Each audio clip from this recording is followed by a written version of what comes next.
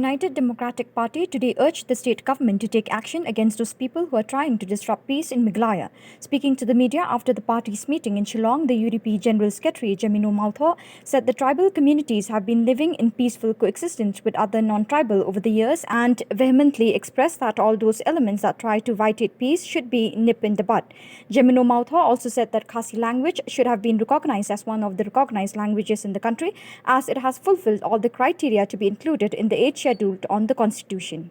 To the what has been spread in the social media regarding this communal tension and all that. So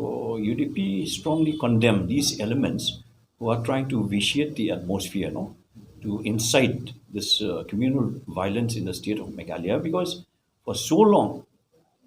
the people in the state of Meghalaya have been living in peaceful coexistence with other communities as well. So to paint a picture like that,